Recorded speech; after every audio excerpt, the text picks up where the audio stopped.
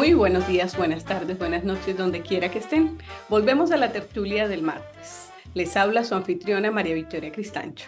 En esta tertulia, les cuento, es de lujo, porque vamos a hablar de historia que algunos dirían donde se investigan cosas que no sabíamos de los héroes de nuestra independencia en varios países de América Latina.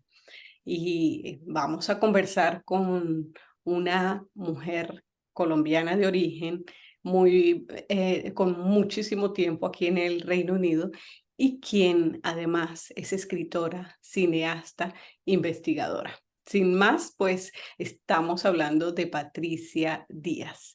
Bienvenida, Patricia, a la tertulia del martes. Gracias, María Victoria, por la invitación. Estoy muy contenta de estar aquí. A los amigos de la tertulia les contamos, Patricia es escritora, profesora universitaria y bueno, muchísimo más. Pero ¿cómo se describe Patricia Díaz? ¿Cómo me describo yo? Ah, yo soy una migrante contadora de historias, una escritora transnacional, una mujer colombiana que vive en el extranjero durante muchos años y bueno, vivo acá en el Reino Unido hace muchísimos años y siento que ya soy ciudadana del mundo. Bueno, a los amigos de la tertulia, pues aquí queremos saber, averiguar. Patricia, colombiana, bogotana. Cuéntanos, no No, eres bogotana, ¿verdad?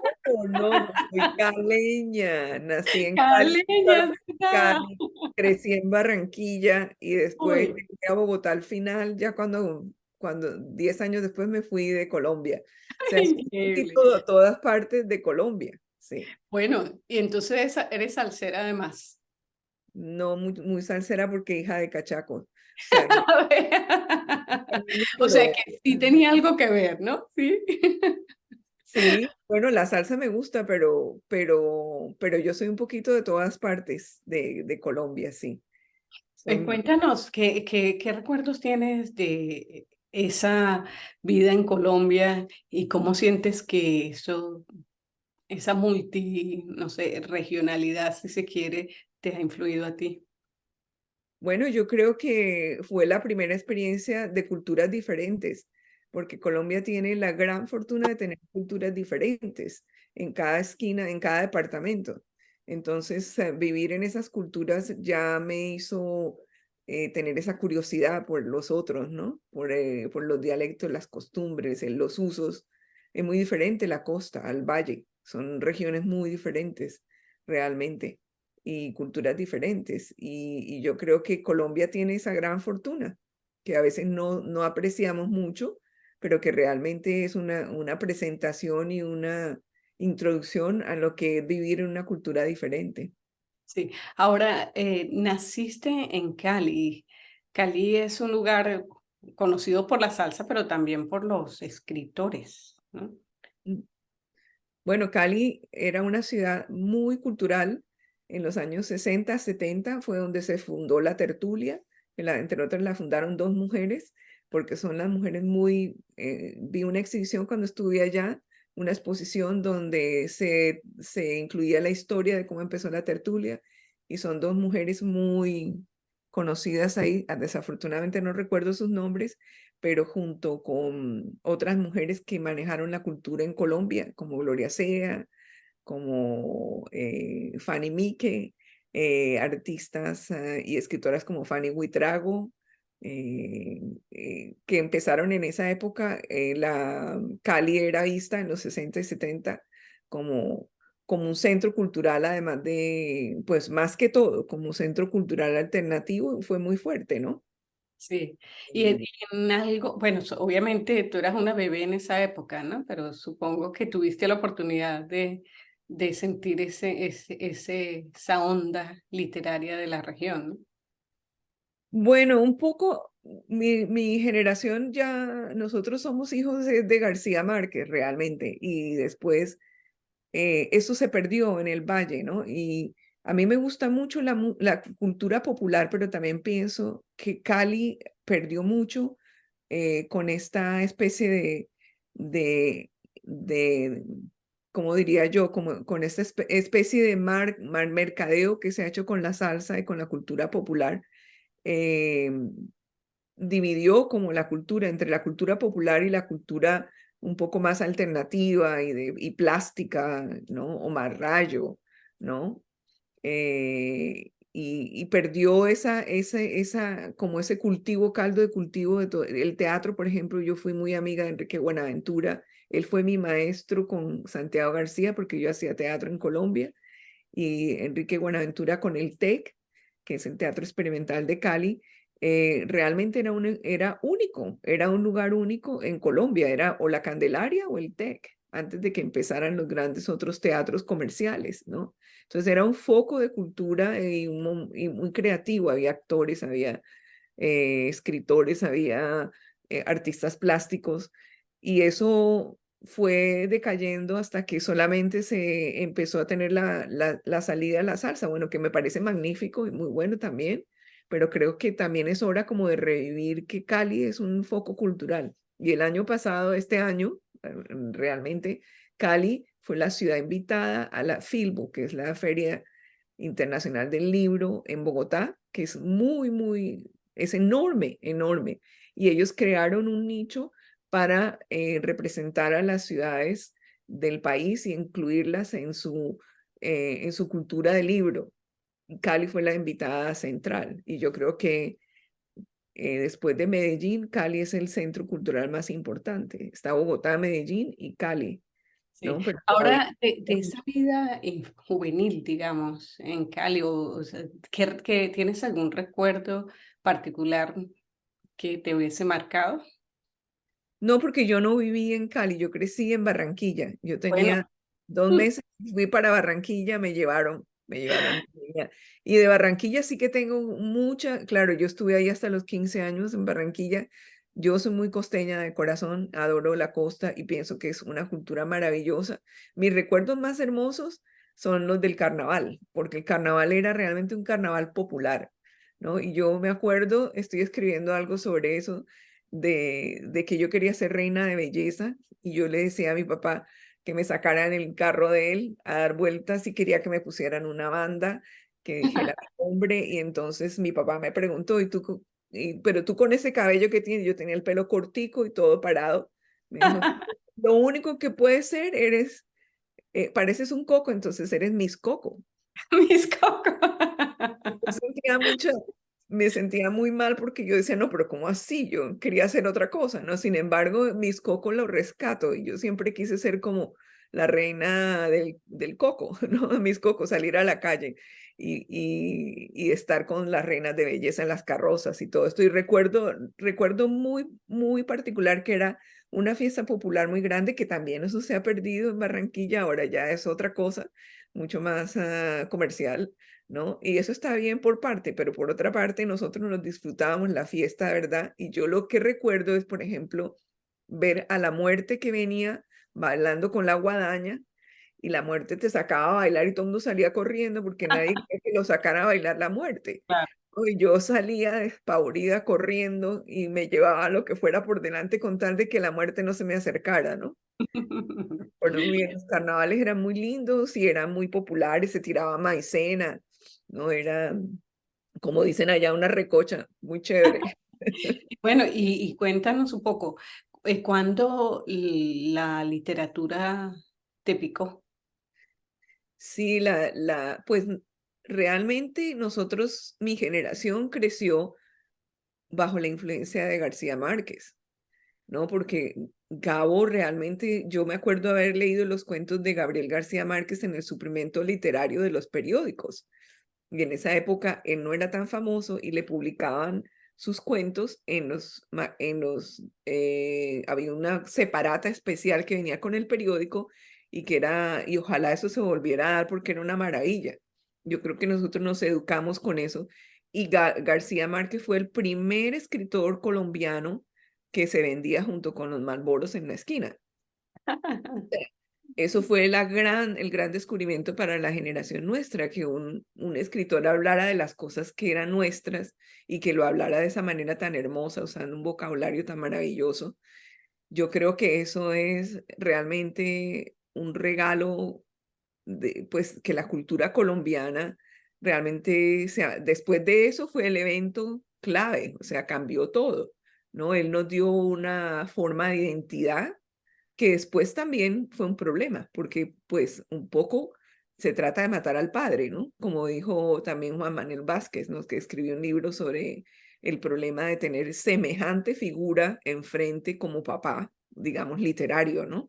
Y en ese sentido hay que superarlo, pero no superarlo tratando de superarlo con su capacidad increíble de premio Nobel y de escritura maravillosa, sino con una originalidad única. Y eso es lo que escritores colombianos hasta ahora, esta generación de ahora, o sea, mi generación es un poco perdida por eso, porque quedamos bajo la sombra del boom latinoamericano. Crecimos bajo la sombra de Vargas Llosa, de un Cortázar, ¿no? Y de un García Márquez, y entonces, pues a esas figuras, ¿quién les puede competir? Son increíbles, ¿no? Están en una especie de Olimpo, ¿no? Donde nadie las puede tocar. Entonces, esa sacralidad y ese respeto, pues que hay que mantenerlo porque son realmente muy talentosos. También hay que decir, bueno, en algún momento hay que seguir produciendo y hay que hacer una literatura que corresponda también a las generaciones de ahora, ¿no? Y ¿Y tú has podido matar al padre? Eh, bueno, yo no tengo necesidad mucho de matar al padre porque realmente nunca he competido como escritora profesional en Colombia. Yo, habiéndome ido del país, nosotros, los escritores emigrados, pertenecemos a otro tipo de dicho que es el escritor transnacional. Y el problema nuestro es que nuestros lectores no son colombianos allá, y en Colombia, a veces cuando uno habla o cuando uno produce algo, realmente los lectores de allá no te entienden y no les interesa porque no es su mundo, de alguna manera, ¿no? Y los lectores de acá, colombianos, sufren mucho de una falta de interés en la lectura. Yo, para poder vender mi primera novela, eh, yo iba con los libros como si fuera un testigo de Jehová vendiendo Biblia, ¿no? A mí me Casa a decir, mira, me compras mi libro, y las respuestas que yo encontraba en los colombianos y en los latinoamericanos eran, no, es que nosotros no leemos, no, es que nosotros solo leemos el periódico, o como decía una señora, yo solo leo la Biblia, ¿no?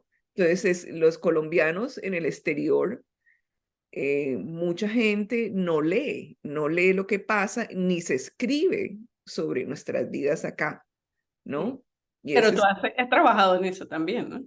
En ese Sí, yo estoy muy interesada en eso y sigo insistiendo, no sé cómo lo voy a hacer, que realmente nosotros necesitamos ese retrato, ese espejo que es un relato de nuestra propia cultura en el exterior, como lo han tenido en Estados Unidos los latinoamericanos, ¿no? Un escritor como Junot Díaz, ¿no? Escribe sobre dominicanos en Estados Unidos, ¿no? Y lo escribe con humor y lo escribe muy bien. El lenguaje, claro, nosotros hablamos español y acá estamos en el bilingüismo, ¿no? Pero eso también es muy importante, muy bueno, pues, porque realmente nos permite entender las contradicciones que tenemos en todo sentido, pero en nuestra cultura colombiana en particular, estamos todavía muy invisibles, ¿no? Seguimos siendo muy minoritarios, muy invisibles y pasamos muy desapercibidos por la cultura inglesa. Realmente todavía no nos tienen en cuenta hasta ahora, realmente después de tantos años que yo he visto y he vivido aquí en este país, las culturas que son hijos de las culturas que fueron las colonias de Inglaterra en África y en el Caribe, en India y en Asia, en Hong Kong, en Singapur o en otras islas. Si hasta ahora estas voces que ya están acá son los hijos de esos hijos que emigraron acá, hasta ahora ellos están empezando a hablar con su propia voz y a ser reconocidos. Pero nosotros tenemos una emigración muy nueva, somos sí, de las más recientes, es ¿no? un camino todavía por andar, ¿no? Un camino por recorrer pero vale la pena porque realmente Colombia hoy en día no es solamente la Colombia física que existe en el continente, sino somos millones de colombianos por fuera en el exterior. Cada familia colombiana tiene un hijo en el exterior, ¿sí? Y esa gente, y esta gente que ha nacido tiene hijos, y nosotros ahora tenemos hijos que ya no son 100% colombianos, sino son colombianos ingleses, suecos, colombianos franceses, colombianos italianos, ¿sí? Y que aman a Colombia y se siguen sintiendo muy colombianos, ¿no? Pero ya no somos la cultura colombiana, Por ¿no? e- Tú vas a Colombia, ya no cabes, hay cosas que no puedes entender o hay cosas que ya no te interesan, ¿no? De la cultura. O que eres crítico acerca de esa parte de la cultura, ¿no? Sí, Y estamos hablando con Patricia Díaz, escritora, contadora de cuentos y investigadora, cineasta, casi nada. Cuéntanos un poco, eh, precisamente, a ver, cómo fue tu propio proceso migratorio, qué significó llegar a una Londres tan diferente a esa Colombia tropical a la que estabas acostumbrada. Sí, yo tuve la fortuna de que yo no emigré por necesidad económica, sino que me dieron una beca para venir a estudiar a Italia y estuve estudiando en Italia. Tuve el privilegio de estudiar con Humberto Eco y, Mm, y realmente pues a mí eso me conmovió porque él es un ser humano, era un ser me humano dio, de 2 años. se me pararon la imaginar nada más poder tener Sí, a Humberto Eco como maestro, ¿no? como maestro, sí, él enseñaba en la Universidad de Bolonia. Yo tuve una beca del gobierno italiano para estudiar allí con él y fue muy bueno esos 2 años que pasé allí. Y de él aprendí mucho, sobre todo la apertura que tiene. Él era un humanista muy importante, muy de corazón y una persona muy creativa, ¿no? Y él era un académico y un día lo llamaron de una editorial y le dijeron, ¿usted tiene alguna cosa escrita de ficción que queremos publicar algo de ficción, un cuento, alguna cosa? Y él dijo, no, no, no, sí, yo soy un académico. Y después de que colgó, se acordó que había escrito un cuentico sobre un monje y un misterio con los libros en un monasterio, de pues un thriller, ¿no? Y eso se convirtió en una novela que se llamó El nombre de la rosa, que lo hizo súper famoso y después tuvo una película y de ahí él empezó a ser escritor, no ya de cosas académicas e intelectuales, de semiótica, que era lo que él enseñaba, sino de historias para ser contadas. Y él era un tipo genial en ese sentido. Él conocía la Edad Media como ningún otro académico y realmente él admirado aquí en Inglaterra muchísimo, sobre todo en Escocia, doctor honoris causa de la Universidad de San Andrews también. Entonces, pues eso fue un aprendizaje muy bueno para mí. Yo no emigré porque tenía que salir a buscar mi vida o para mi familia y esto, pero sin embargo, habiendo llegado acá a Inglaterra, pues en ese momento eh, la comunidad latinoamericana que existía aquí eran los refugiados chilenos y los refugiados argentinos. Y después llegamos nosotros y llegaron los primeros refugiados colombianos. Y después llegó la migración económica, que fue más en los 90. Claro. Sí, ¿y Yo me cómo di fue para ti cuenta, llegar aquí en esa época? Pues obviamente era muy política, además esa la época migración. era muy política, sí. Era una época muy radical también. Yo llegué a estudiar cine y empecé a trabajar con un grupo de mujeres. Teníamos una compañía que solo hacía trabajos visuales para mujeres y sobre asuntos de mujeres que se llamaba Women in Sync.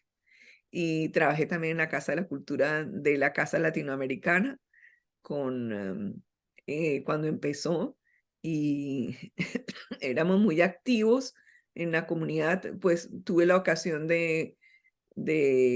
pues cuando se inauguró, se compró la casa que está ahora en, um, Kimball. en Kilburn. Sí, exacto, en Kilburn.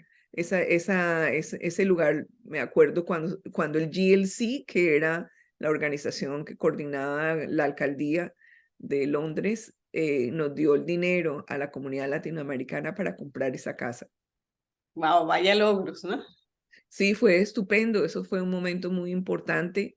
Sí, y realmente en esa época había mucho interés en, en apoyar las culturas de las diversidades de las minorías étnicas, ¿no? Como nos consideraban y nos siguen considerando de alguna manera una minoría étnica.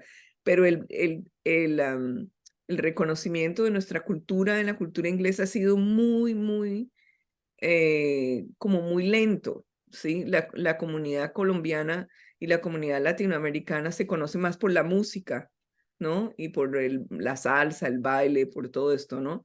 Pero no hemos tenido todavía, y eso a mí me parece muy importante como una agenda cultural, me parece muy importante que aparte de eso, pudiéramos ejercer siempre la reflexión de cómo somos y qué hacemos culturalmente, como la escritura, la pintura, otras artes, ¿no?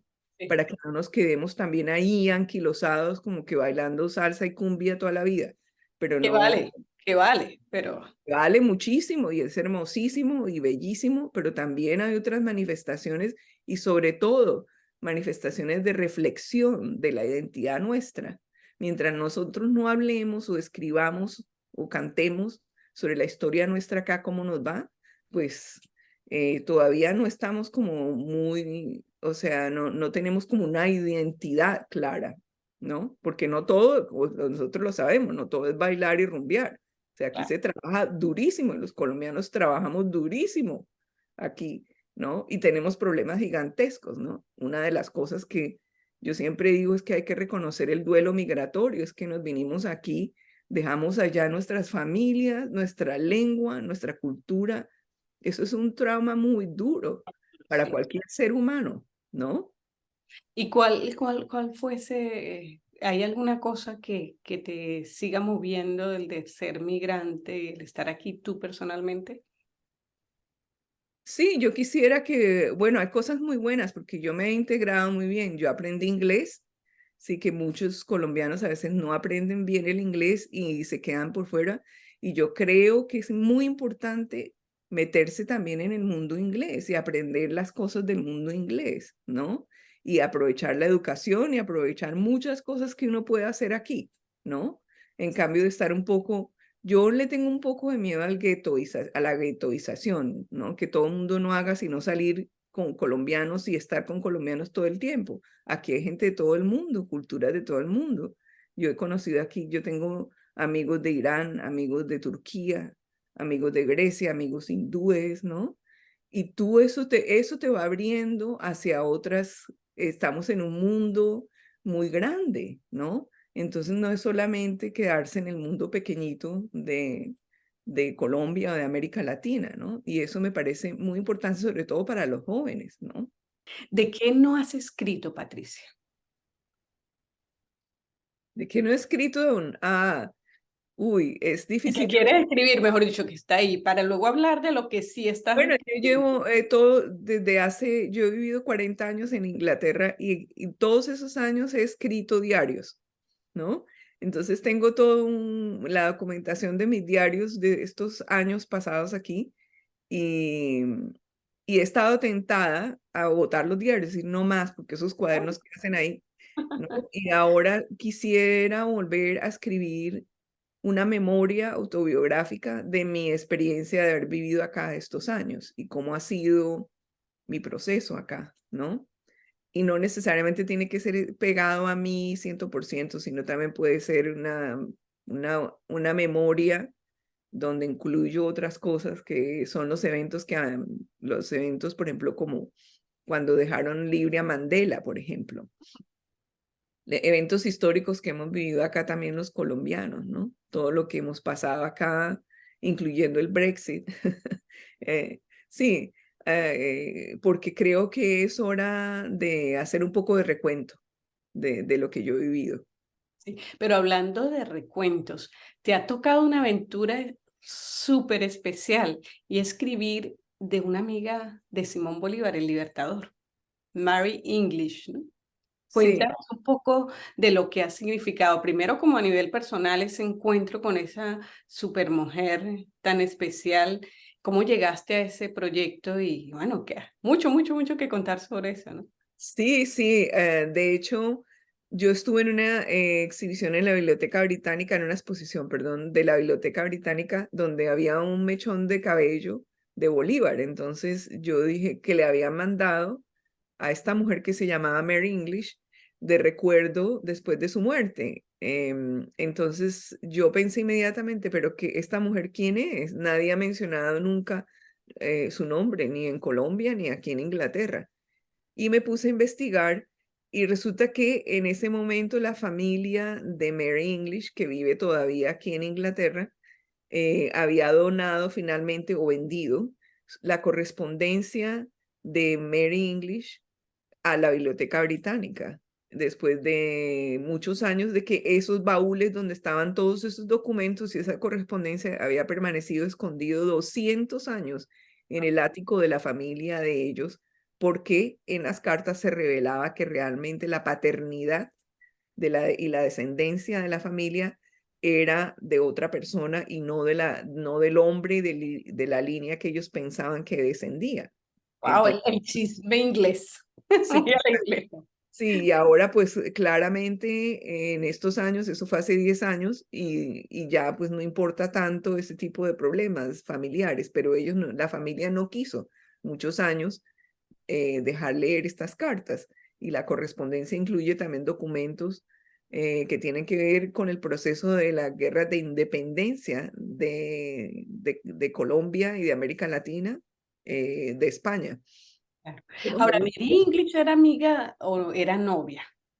No, no, novia no fue, porque es No, que ya no el fue. Bolívar tiene una fama, el pobre, que eso sí, mujer que se atravesó, y eso tiene la culpa también esta serie de Netflix que se ha creado, que pues, pues sí, a él le gustaban las mujeres, claro que sí le gustaban, ¿no? Pero también creo que tenía una relación muy particular con Manuela Sáenz, y no creo que era solamente, no sé, pues es una versión de Bolívar. Y en la novela, y bueno, ella era amiga de Bolívar porque ella fue la esposa del coronel English, James English, que fue el jefe de la Legión Británica que acompañó a Bolívar en las guerras de independencia. Entonces ellos se conocieron acá, James English y Mary English se casaron y se fueron con 3.000 soldados legionarios a la isla Margarita en Venezuela a apoyar las guerras de independencia de Bolívar, ¿no? Y Inglaterra fue el único país que le dio apoyo a Bolívar. Ningún otro país europeo le dio apoyo. Y ellos eran considerados por Bolívar como ciudadanos colombianos, gran colombianos, ¿no? Él decía que el apoyo que había recibido él de Inglaterra no lo había recibido de ninguna otra nación del mundo. Y de hecho, Inglaterra es el primer país que reconoce a Colombia como república independiente. Y eso fue en 1825. Y el próximo año, no el próximo, en 2 años, en 2025, se celebran los 200 años del reconocimiento de Colombia por el Reino Unido. Entonces, la intención que yo tengo es publicar esta novela porque Mary English estuvo en todos los eventos más importantes de la Constitución de la Gran Colombia, ¿no? ¿Qué Y fue la crees tú que única mujer. pasó? O sea, aparte, pues obviamente de estos secretos familiares, el hecho de que Mary English, habiendo tenido un papel tan importante, no haya figurado. ¿Algo de machismo por allí? Bueno, obviamente pues ella estuvo presente, pero como testigo de muchos de los encuentros entre Bolívar y Santander, entre los ingleses y Bolívar, pero no está documentado eso en ninguna parte, excepto en sus cartas. Todas estas son cartas a su hija, Eliza, que vivía en Londres. Y por eso lo sabemos, la importancia de este archivo realmente es que hay muy poca documentación de primera persona y sobre todo de mujeres, ninguna, ¿no? De esa época. Entonces lo que yo he hecho es releer las cartas, extraer la información y recrear la historia, porque a mí lo que me interesaba no era solamente la documentación de datos de lo que había pasado, sino sobre todo cómo una mujer vive, cómo vivieron las mujeres, cómo vivió Mary English el proceso de independencia desde Colombia, ¿no? Desde Bogotá. ¿Qué hacían? ¿Qué Exacto. vivían? ¿De qué vivían? Ahora, si se quiere, 200 años después, te enfrentas a esa carta. ¿Hay algún elemento de esa Mary English con el que tú te identifiques como persona? ¿Qué te parece esa mujer para ti? Como, ¿qué resonancia tiene en ti? Bueno, muy valiosa porque realmente ella fue una mujer que creyó 100% en el valor de la libertad. Ahora, yo sé que eso es cuestionable porque pues ellos también, los ingleses también fueron a Colombia a hacer negocios. Sí, ella también fue a hacer negocio y todo el mundo quería sacar su tajada, ¿no? De comercio, pero ese era el mundo de esa época y ellos emigraron a Colombia porque vieron en Colombia las posibilidades de establecerse. Ellos no fueron solamente a sacar de allá riquezas, sino también a llevar cosas, ideas, ¿no?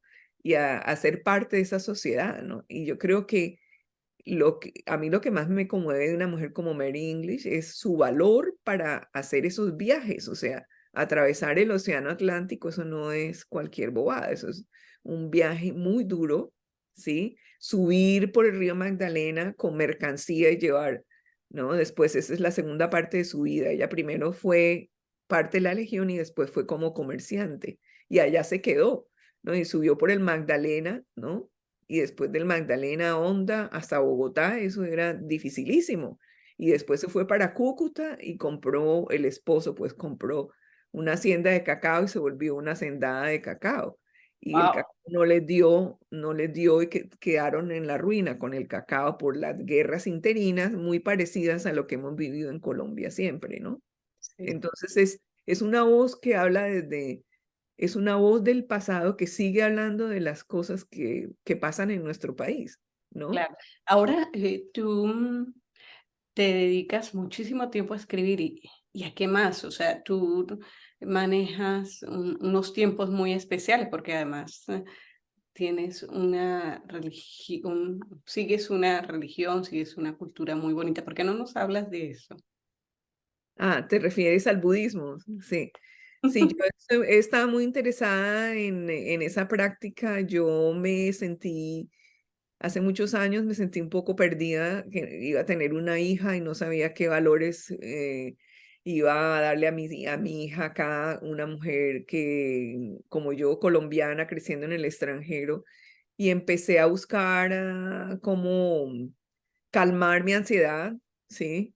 Y encontré la meditación, ¿no? Y en la meditación encontré la atención plena al momento presente, que se llama en inglés mindfulness, y una de las tradiciones que mejor maneja la atención plena es una tradición de un maestro vietnamita que se llama Thich Nhat Hanh. Él murió hace 2 años y él es el padre de lo que se llama el mindfulness, la atención plena, y también lo que se conoce como el budismo comprometido, ¿no? Porque él se opuso a la guerra del Vietnam, a la separación del norte y el sur. Él decía, somos hermanos, ni el norte ni el sur son enemigos, ¿no? Y la guerra del Vietnam se convirtió en una guerra internacional donde murieron 3 millones de vietnamitas y 60.000 norteamericanos, ¿no?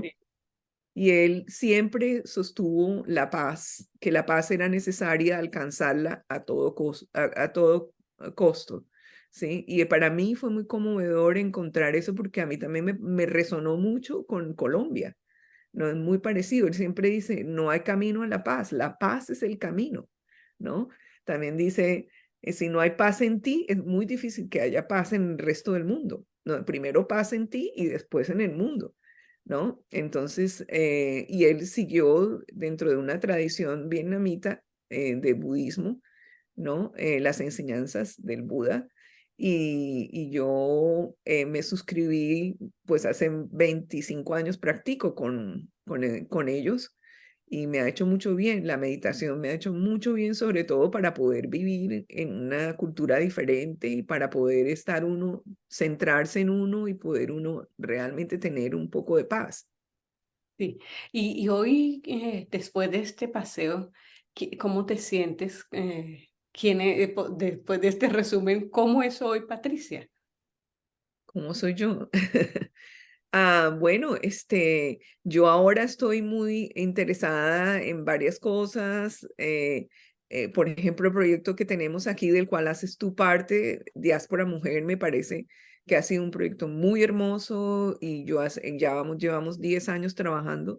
Y para mí, la mujer diáspora ha sido una respuesta única y realmente quiero seguir trabajando ahí, aunque no esté aquí todo el tiempo, con un proyecto que nos ha unido y que ha permitido, me ha demostrado en la práctica y en la experiencia que las mujeres podemos estar juntas, trabajar juntas y hablar de paz y reconciliarnos y sobre todo curarnos el miedo y la ansiedad de un futuro difícil, porque ha sido difícil para nosotros como nación y sigue ahora siendo muy difícil mundialmente con todo el problema del cambio climático, ¿no?